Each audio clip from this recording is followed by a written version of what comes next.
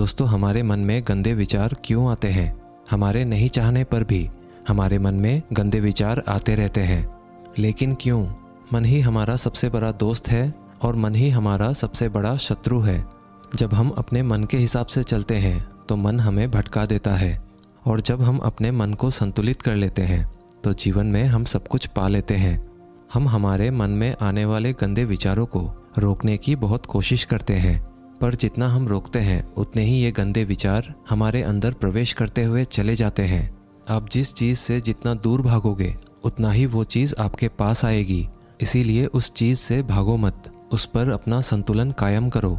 एक बार एक युवक बौद्ध भिक्षु के पास आया और बौद्ध भिक्षु से बोला, हे गुरुदेव, मेरे मन में इतने गंदे विचार क्यों आते हैं? मैं नहीं चाहता कि मेरे मन में गंदे विचार आए, पर मेरे मन में हमेशा काम वासना के विचार आते रहते हैं और मैं इनके बारे में सोच सोच कर बहुत परेशान हूँ। मेरी ऊर्जा और समय ये सब सोचने में ही नष्ट हो जाता है, और ऐसी काम वासना की विचारों के कारण मैं कभी भी शांत नहीं रह पाता और मैं हमेशा ही स्त्रियों को देखकर मोहित हो जाता हूँ। अपने आप को रोक ही नहीं पाता। बौद्ध भिक्षु मुस्कुराए और उन्होंने उस युवक से पूछा, क्या तुम्हें पता है ये काम वासना होती क्या है? फिर लड़के ने उत्तर दिया, गुरुवर, मैं ये तो नहीं जानता कि काम वासना होती क्या है, पर हाँ, ये जो भी चीज़ है बहुत बुरी चीज़ है।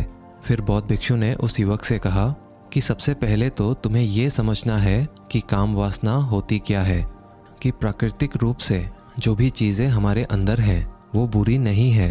हमारे जीवन में उसकी कुछ ना कुछ ज़रूरत है। वासना कोई बुरी बात नहीं है, ये तो हमारे मन की एक भावना है जो हमें किसी न किसी चीज़ की कमी का एहसास करवाती है, और फिर हम उस चीज़ को पाने के लिए उस चीज़ की ओर आकर्षित हो जाते हैं। जैसे अगर तुम्हारे पास धन की कमी है तो तुम्हारे अंदर धन पाने की वासना उत्पन्न हो जाएगी। तो वासना कुछ और नहीं, एक प्रकार की कमी है, जो कि एक प्रकार की ज़रूरत का एहसास है, और जब ये ज़रूरत शारीरिक हो तब हम इसे काम वासना कह देते हैं। युवक ने बौद्ध भिक्षु से कहा कि गुरुवर, मुझे काम वासना का मतलब तो समझ में आ गया, पर आप मुझे ये बताइए कि ये आती कहाँ से है, कैसे आती है ये? बौद्ध भिक्षु ने कहा कि काम वासना कहीं से आती नहीं है, ये तो हमारे अंदर ही होती है, और इसका होना तो जरूरी भी है, तभी तो मानव जाति का विस्तार होगा। युवक ने कहा, जब ये हमारे अंदर ही है और ज़रूरी भी है तो फिर लोग इसे गलत क्यों बोलते हैं? बौद्ध भिक्षु ने कहा कि यही तो समस्या है। लोगों ने काम वासना को गलत तरीके से सोच लिया है, इसे छुपाने की, दबाने की कोशिश करते हैं। काम वासना गलत नहीं है, बल्कि काम वासना का गलत तरीके से प्रयोग करना ये गलत है। लोग जिससे प्रेम करते हैं बस उसी के लिए जीने लग जाते हैं, उसे पाना ही अपना लक्ष्य बना लेते हैं और उसी के बारे में हमेशा सोचते रहते हैं, पर यह सब गलत है। आगे गुरुदेव ने उस युवक से कहा, क्या तुम्हें पता है जानवरों में भी काम वासना होती है? युवक ने उत्तर दिया, जी गुरुदेव, जानवरों में भी काम वासना होती है, क्योंकि जानवर भी तो प्रजनन करते हैं और अपनी पीढ़ी को आगे बढ़ाते हैं। बौद्ध भिक्षु ने कहा, तो फिर हम जानवरों की काम वासना को गलत क्यों नहीं कहते हैं? युवक ने कहा, मुझे नहीं पता गुरुवर, कृपया आप ही मुझे बताइए। बौद्ध भिक्षु ने कहा कि जानवर अपने काम वासना का प्रयोग आनंद प्राप्ति के लिए नहीं करते, वो तो सिर्फ संतान उत्पन्न करने के लिए काम वासना का प्रयोग करते हैं। जानवरों को प्रकृति ने इतनी समझ नहीं दी है कि वो काम वासना को अपने सुख का आधार बना सके, जबकि मनुष्य अपने समझ के बलबूते पर प्रकृति में पाई जाने वाली प्रत्येक वस्तु को अपने सुख के लिए प्रयोग करता है। हम इंसानों ने ही काम वासना को सुख का साधन बना लिया है, जबकि प्रकृति ने तो हमें अपने वंश को आगे बढ़ाने के लिए दिया था, लेकिन इंसानों ने इसे अपने जीवन का परम लक्ष्य बना रखा है, और इस तरह से काम वासना का बेलगाम हो जाना गलत है। युवक ने बौद्ध भिक्षु से पूछा, गुरुवर, ये काम वासना हम पर हावी क्यों होती है, क्यों ये बेलगाम हो जाती है? तब बौद्ध भिक्षु कहते हैं कि सुनो, अब मैं जो तुम्हें बताऊंगा उसे ध्यानपूर्वक सुनना। काम वासना का सारा खेल तुम्हें समझ आ जाएगा, तुम्हें तुम्हारे सारे सवालों का जवाब मिल जाएगा, बस तुम्हें ध्यान से सुनकर समझना है। फिर बौद्ध भिक्षु उस युवक को बताना शुरू करते हैं कि एक बार की बात है, एक आश्रम में गुरु और उनके शिष्य रहा करते थे। शिष्य रोजाना बाहर स्थित गांव में भिक्षा लेने के लिए जाते थे। उस आश्रम का एक शिष्य जो गांव में भिक्षा लेने के लिए जाता था, उस रास्ते में एक नदी पड़ती थी। वो शिष्य रोज उसी रास्ते से भिक्षा लेने के लिए जाता था। एक दिन उस शिष्य ने देखा कि एक लड़का पेड़ के पीछे छिपा हुआ है। वो शिष्य उस लड़के के पास गया और उससे जाकर बोला, भाई तुम इस पेड़ के पीछे छिपकर क्या देख रहे हो? लड़के ने कहा, अरे तुझे नहीं दिख रहा क्या कि मैं क्या देख रहा हूँ? तब शिष्य ने नदी की तरफ देखा। वहाँ पर कुछ लड़कियाँ पानी भर रही थी। वो लड़कियाँ 14-15 साल की होंगी। तब शिष्य ने उस लड़के से कहा, अरे भाई वहाँ पर तो लड़कियाँ पानी भर रही हैं, इसमें छिपकर देखने वाली क्या बात है? तब वो लड़का शिष्य की तरफ देखकर उससे कहता है, अरे पागल, तुम्हें दिखाई नहीं दे रहा क्या कि कैसे ये परियां नदी से पानी निकाल रही हैं? जरा उनकी अदाओं को तो देखो, कोई भी घायल हो जाए। उनके कोमल शरीर को देखो, उनकी पतली कमर मटके को उठाते समय बल खाती है और उनके बाल उनके कमर पर कैसे लहरा रहे हैं, मानो सुंदरता बिखरी पड़ी हो। शिष्य ने फिर नदी की तरफ देखा और इस बार वो देखता ही रह गया।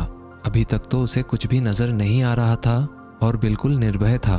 उसे किसी भी बात का कोई डर नहीं था। लेकिन अब वो छिपने लगा और उन लड़कियों को देखने लगा जैसे उसने कोई अपराध कर दिया हो। और जब वो शिष्य छिपकर देख रहा था तभी वो अंदर से कांप गया और उसने कहा कि ये मैं क्या कर रहा हूँ?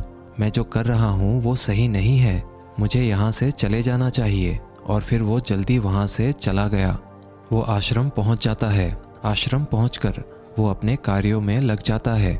लेकिन जो वो अभी देखकर आया था वही दृश्य उसके आंखों के सामने बार बार आ रहा था। उसका मन फिर से वही सब कुछ देखने के लिए लालायित हो रहा था। अब उसका किसी भी काम में मन नहीं लग रहा था। रोज सुबह होते ही वो जल्दी ही आश्रम से भिक्षा के लिए निकल जाता और उस नदी के पास वाले वृक्ष पर जाता जहाँ पर वो लड़का पहले से मौजूद रहता था। उसके साथ मिलकर लड़कियों को छुप छुप कर देखता था। अब वो शिष्य रोज ही ऐसा करने लग गया। ये उसका रोज का काम हो गया था। अब वो शिष्य का मन किसी भी काम में नहीं लगता था। वो हमेशा ही किसी न किसी प्रकार के विचार में उलझा रहता। वो आश्रम के कार्यों को भी सही तरीके से नहीं कर पा रहा था। ना वो ठीक से खाना खाता था, ना ही वो ठीक से सो पाता था। उसका मन बेचैन ही रहता था। उसका मन बार बार उन लड़कियों की सौंदर्य को देखने के लिए लालायित हो उठता था। जब गुरु शिक्षा देते तब भी उस शिष्य का मन कहीं और ही खोया रहता। गुरु ने अपने शिष्य की इन हरकतों को भांप लिया था। तब एक दिन गुरु ने शिष्य को अपने पास बुलाया और कहा कि आज से मैं भी तुम्हारे साथ भिक्षा मांगने चलूँगा। तुम और मैं साथ साथ भिक्षा मांगने चलेंगे। तभी शिष्य ने गुरु को मना करते हुए बोला, नहीं गुरुदेव, आप भिक्षा के लिए परेशान क्यों हो रहे हो? मैं अकेला ही ठीक से भिक्षा मांग सकता हूँ। गुरु ने शिष्य से कहा कि ठीक है, तुम अकेले ही भिक्षा मांगने जाओ।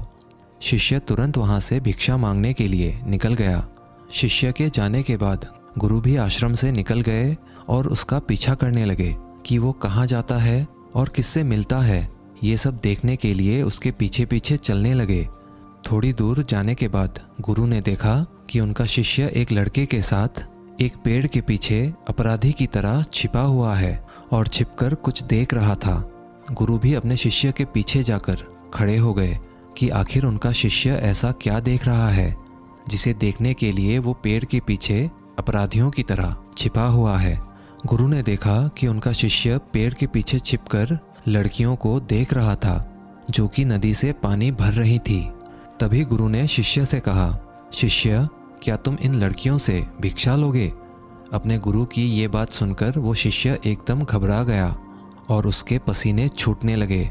वो थर थर कांपने लगा जैसे किसी चोर को चोरी करते समय रंगे हाथों पकड़ लिया हो। वो शिष्य की हालत खराब हो गई। वो कुछ भी नहीं बोल पा रहा था। दूसरा लड़का जो उस शिष्य के साथ था वो वहाँ से भाग गया। शिष्य घबराया हुआ था। उसके मुंह से कुछ टूटे फूटे शब्द ही बाहर आ रहे थे। वो अपने गुरु से नजरें नहीं मिला पा रहा था। गुरु ने शिष्य की तरफ देखा और कहा कि मेरा शिष्य तो निर्भय था, उसे किसी भी बात का डर नहीं था, लेकिन ये क्या, तुम तो डर के मारे काँप रहे हो। शिष्य ने गुरु से कहा कि मुझे माफ़ कर दीजिए गुरुदेव, मेरा इसमें कोई दोष नहीं है। वो लड़का जो भाग गया उस लड़के ने ही मुझे बहका दिया था, लेकिन मैं आपसे वादा करता हूँ आज के बाद मैं ऐसा दोबारा नहीं करूँगा। मुझे माफ़ कर दीजिए गुरुदेव। गुरु ने शिष्य से कहा कि कोई बात नहीं, पर इस बात का ध्यान रखना कि हम जैसा संगति करते हैं वैसा ही फल हमें प्राप्त होता है।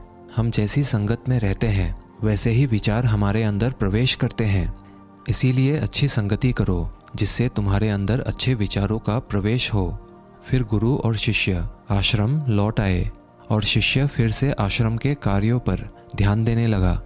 उसने उस रास्ते को छोड़ दिया और दूसरे रास्ते से जाने लगा।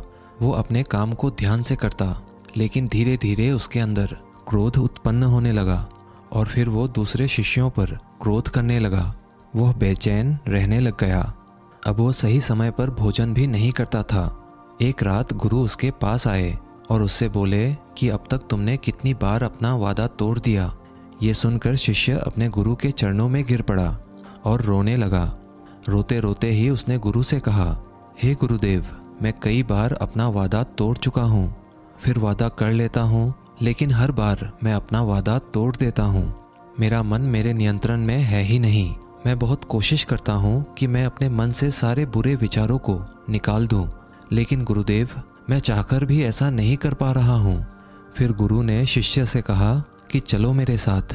गुरु शिष्य को आश्रम के बगीचे में लेके गए और शिष्य से कहा कि देखो, यहाँ पर कुछ नालियाँ बनी हुई है जिससे नदी का पानी इन पौधों तक आ रहा है और ये पानी एक निरंतर बहाव से आ रहा है।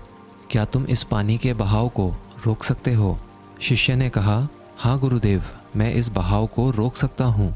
फिर शिष्य ने मिट्टी उठाकर उस नाली पर डाल दी।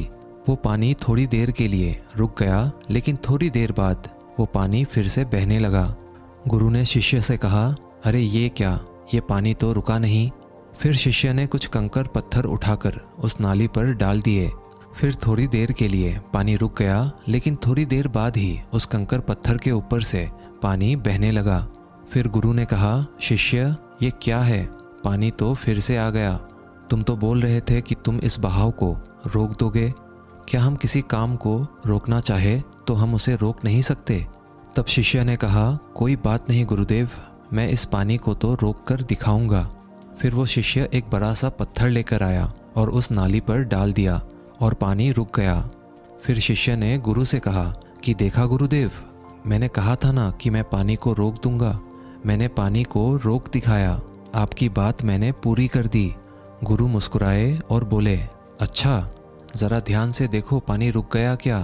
वो तो पीछे की नाली तोड़कर बाहर आ गया और अगल बगल से बह रहा है।